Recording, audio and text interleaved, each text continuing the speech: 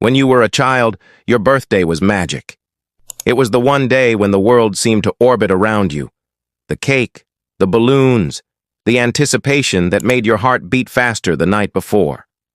But as you grew older, something changed. The day that once made you feel alive started to feel ordinary. You wake up, maybe see a few notifications, reply "thank you" to people you barely talk to, and go back to scrolling. Somewhere between childhood and adulthood, the sparkle faded. The truth is, it's not that you stopped caring. It's that life slowly taught you not to. Birthdays became complicated, heavy with unspoken feelings. You tell people you don't celebrate anymore, and they accept it at face value. But they never ask why. Maybe even you don't know the full answer. It is easier to say, "I am not into birthdays," than to explain the quiet ache that comes with them. Because that ache is personal. It's the part of you that remembers being excited once and wonders why you can't feel that way anymore. There's something heartbreaking about the way adulthood steals our sense of wonder. We get busy, tired, detached. We start believing that special days are for other people. But somewhere deep inside, a small version of you still counts down the days, still hopes for something, even if you've stopped admitting it. You say it doesn't matter, but maybe what you mean is, it used to matter too much. Psychologists call this emotional withdrawal through repetition. When something once made us happy but later caused pain, the brain learns to distance itself. It builds walls where memories used to be. That's why so many people say, "it's just another day," because somewhere in their story, it stopped being one worth celebrating. When people say, "I don't care about my birthday," they often mean the opposite. It's not indifference, it's protection, the kind of protection that comes after being disappointed too many times. Maybe no one showed up. Maybe someone important forgot. Maybe the love you expected didn't arrive when you needed it most. So now, you tell yourself not to expect anything at all. It feels safer that way. This quiet self-protection is one of the most misunderstood human responses. On the surface, it looks like detachment, but underneath, it's a story of resilience and exhaustion. When you've been let down enough, your mind rewires itself to stop reaching out. You start celebrating others more than yourself, because it feels easier to give than to receive. And somewhere in that habit, your own joy becomes secondary. One of the most common comments from people who avoid birthdays is, "It is just awkward." But awkwardness is often a mask for emotional discomfort. The attention feels foreign when you've spent your life learning to stay small, unnoticed, self-sufficient. You don't know how to stand in the spotlight without flinching. You don't know how to accept love without analyzing if you deserve it. What's fascinating is that this discomfort doesn't mean a lack of confidence. It means a history of unmet needs. The kind of childhood where love felt conditional, or where celebrations turned into chaos, or where joy came with consequences. The adult who says, "I don't like birthdays," is often the child who learned early on that excitement could lead to pain. Birthdays are emotional mirrors. They reflect not just age, but self-perception. How you feel about being celebrated says a lot about how you feel about being seen. Some people crave the spotlight. Others shrink from it. Not because they hate it, but because it reminds them of times they felt invisible. The day pulls hidden emotions to the surface: loneliness, nostalgia, gratitude, regret. Even if you're surrounded by people, there's a silence inside that asks, "Does this day still belong to me?" For many, that silence becomes unbearable. So they distract themselves: work, chores, errands, anything to keep the day from feeling too loud inside their head. They tell friends they forgot. They post something casual online, pretending it's no big deal. But the truth is, the heart still keeps count. You still notice who didn't remember, who didn't call, who you thought would. Psychologically, this is called avoidant validation behavior. You convince yourself you don't need recognition because the idea of being forgotten hurts too much. You silence the need so no one can disappoint it. But that silence doesn't erase the need. It just buries it deeper, where it becomes harder to reach. Over time, it morphs into apathy. And apathy, though it feels like peace, is often just grief in disguise. That's why so many people cry quietly on their birthdays, even when nothing bad happens. The day forces reflection, a confrontation with how much or how little love you've allowed yourself to receive. And that can be harder than anyone realizes. Every adult who avoids their birthday has a story that started years before. Maybe it was the party that never happened, the parent who forgot, the friends who didn't come. Or maybe it was something subtler, like realizing your birthday joy annoyed someone else. Those small emotional fractures shape how we experience celebration as adults.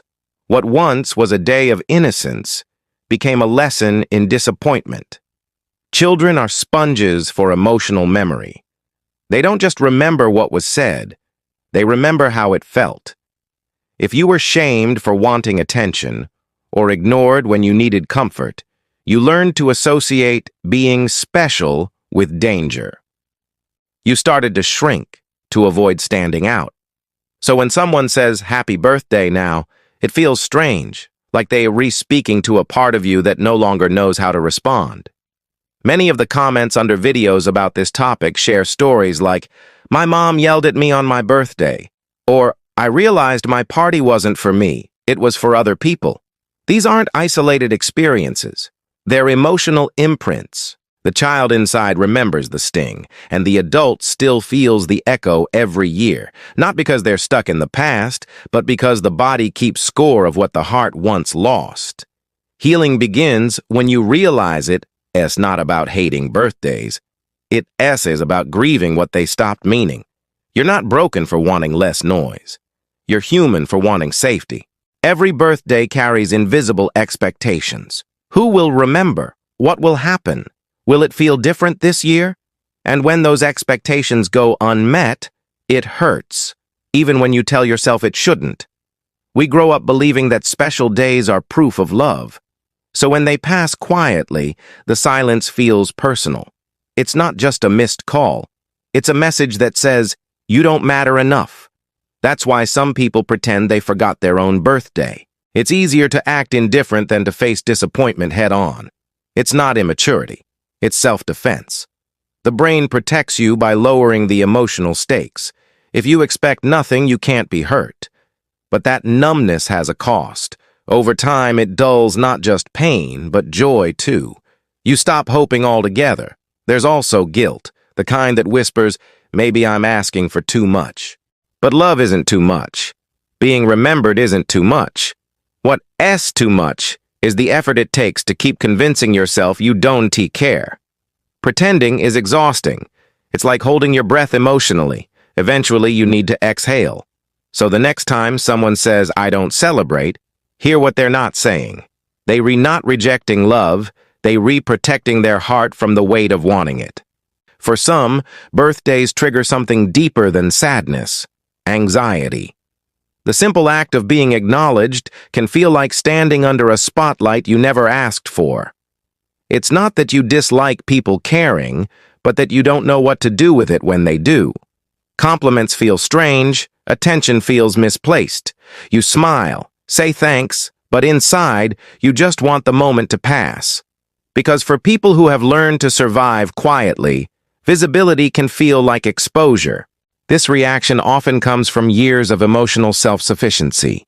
You've learned to carry yourself without depending on others. You've learned to not ask, to not expect, to not need. So when someone suddenly gives you attention, it disrupts your balance, even if it's meant with love. It feels like pressure, like you have to perform happiness to make others comfortable. The irony is, while everyone thinks they're celebrating you, you feel like you're performing for them. It's important to understand that this isn't coldness, it's conditioning. Many adults who avoid birthdays grew up in homes where vulnerability was punished or ignored. They learned to stay composed, to never reveal disappointment, to never need comfort.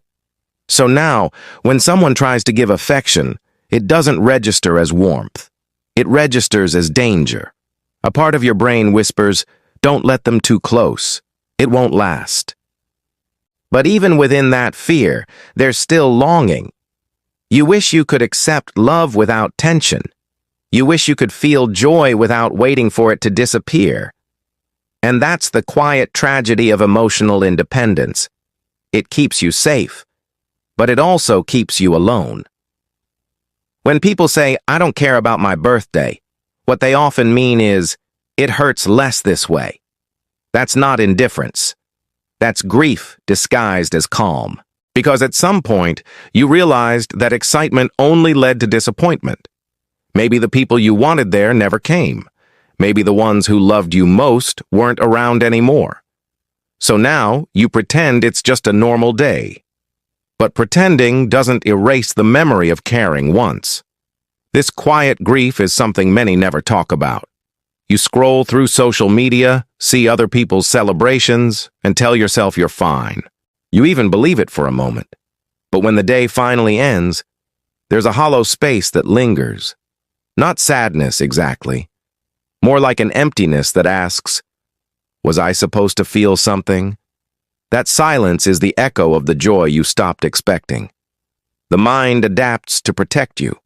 When emotional letdowns repeat, the brain begins to dim anticipation, like lowering a light that once burned too bright.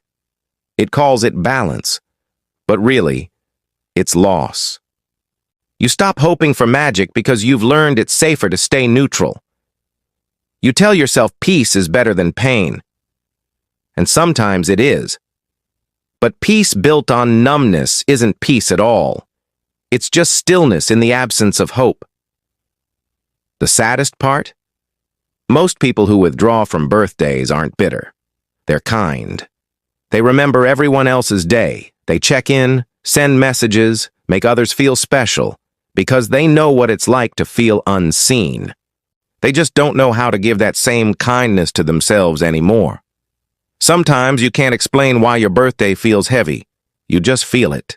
The weight in your chest, the strange tiredness, the way the day seems to move slower than usual. You might even feel guilty for it. You think, "Why can't I just be happy like everyone else?" But emotions have memory, and the body remembers what the mind has tried to bury. Each year, that same date stirs the same feelings, even if you can't connect them consciously. This is called emotional imprinting, when certain days, sounds, or smells trigger subconscious memories. You might not remember the details, but your body does. Maybe it remembers the sound of a fight from years ago, or the moment you realized someone forgot. So when that date comes around, you feel tension without knowing why. It's not weakness.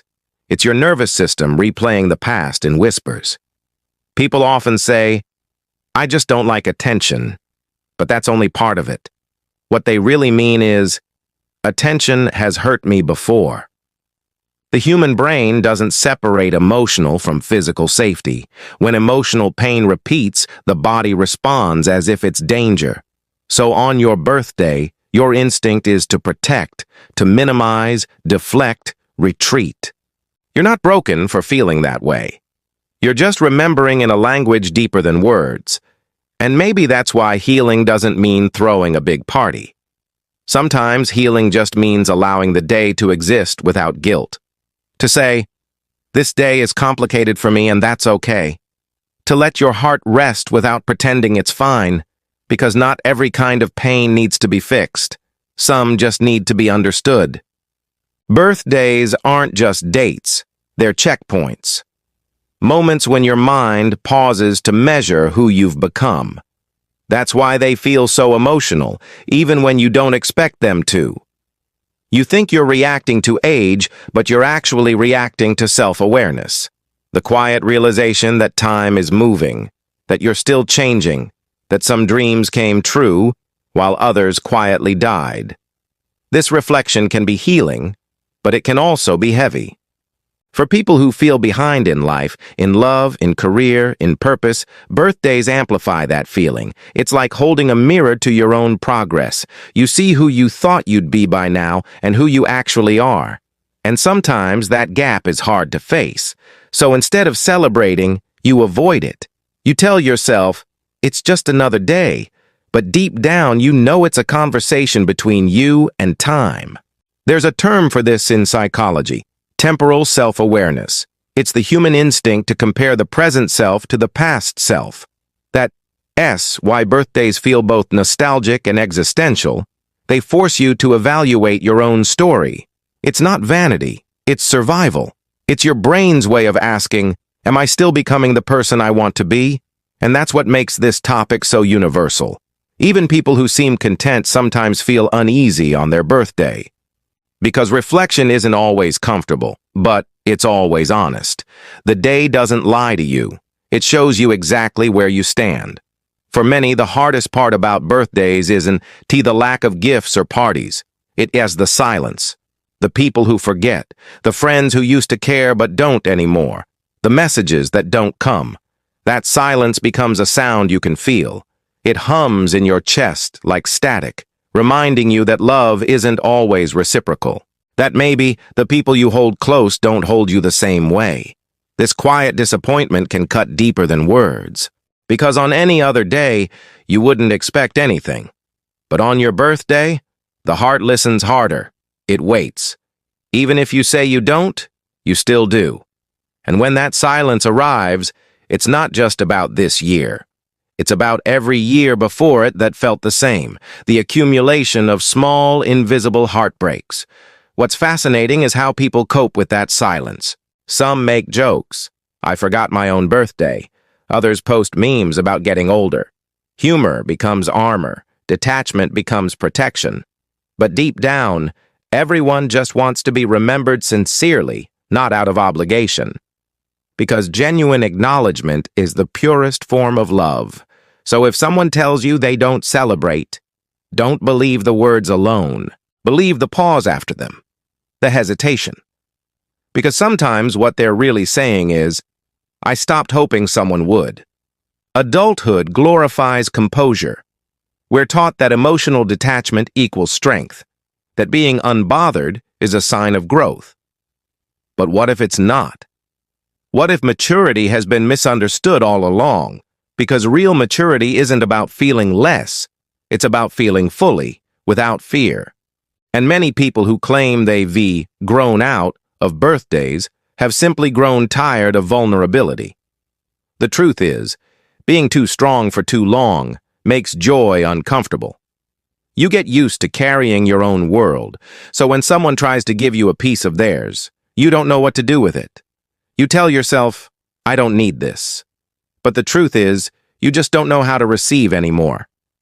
You've become fluent in giving but silent in accepting. That's why emotional fatigue is often mistaken for peace. You say you're content, but inside, you're just relieved not to be disappointed again. You've confused numbness for calm. And in that stillness, you've stopped letting joy surprise you. The candles go out not because you blew them, but because you stopped lighting them.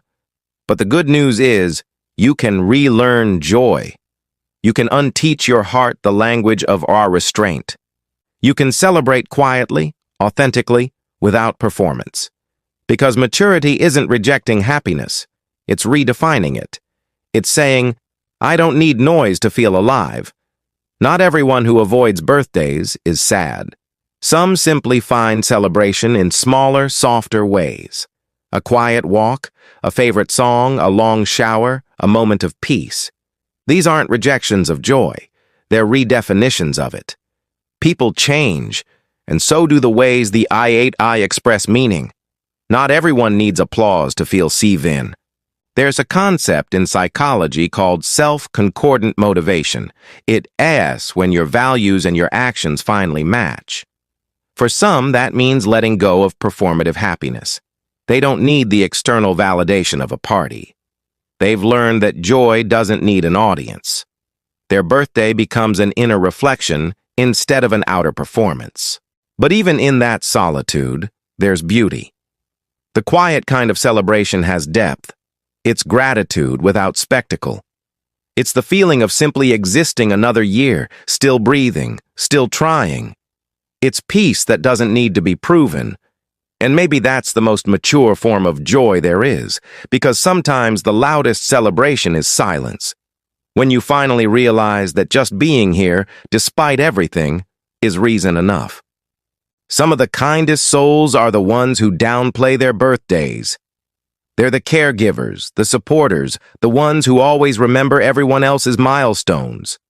But when it comes to their own, they fade quietly into the background. Not because they don't deserve it, but because they've spent so long giving that they forgot how to receive. It's common to see comments like, "I plan parties for everyone else, but not for me." That's not lack of self-love. That's emotional exhaustion. It is the habit of putting others first so often that you start believing your own happiness is optional. You tell yourself it's fine, that you prefer it that way. But somewhere deep down, a quieter voice whispers, "I wish someone would do for me what I do for them." That wish isn't selfish. It's human. Everyone wants to feel chosen sometimes. Everyone wants someone to say, "You don't have to plan anything, I've got this." Because love isn't measured by what you give. It's measured by what you allow yourself to receive. And allowing love in, without guilt, might be the hardest, bravest act of all. So if you are someone who always shows up for others but hides when it is your turn, maybe this year, don't. Let yourself be celebrated. You've earned it more than you realize. Maybe the secret isn't to love your birthday again. Maybe it's to make peace with it. To let it be what it is, without pressure, without performance. Some years it will feel joyful, others quiet. Some years you'll want company, others solitude. And that's okay. You don't have to force meaning onto it. You just have to let it exist. Because the truth is, healing doesn't always look like balloons and laughter. Sometimes it looks like sitting by yourself with a cup of coffee thinking, "I made it another year." Sometimes it's relief, not excitement. Acceptance, not euphoria. You don't need to fix how you feel. You just need to let yourself feel it fully. This mindset shift, from celebration to observation, is powerful. It turns the birthday from a performance into a pause. A checkpoint, not a stage. You stop asking, "Who will remember me?"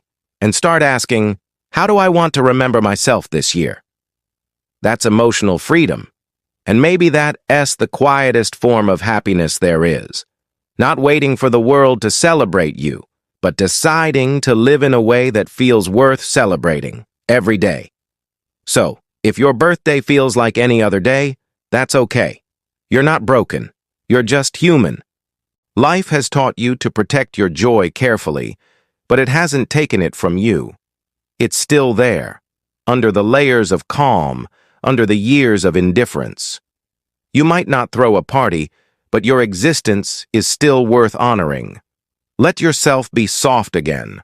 Let someone say happy birthday and mean it. Don't rush to say it's just another day. Let it land, because being remembered, even in small ways, matters. It's not about the noise. It's about the recognition that your story is still unfolding and you're still here, surviving, growing, becoming. Maybe that's the true meaning of birthdays, not the candles or the wishes, but the quiet acknowledgement that life continues, even after heartbreak, that you're still becoming someone, even when no one is watching, that being alive is the most miraculous thing you'll ever do. So when the day comes, whether it's filled with laughter or silence, remember this. You don't need to perform joy to deserve it. You don't need to be celebrated to matter. You already do. Every single year, quietly, beautifully, just by being here.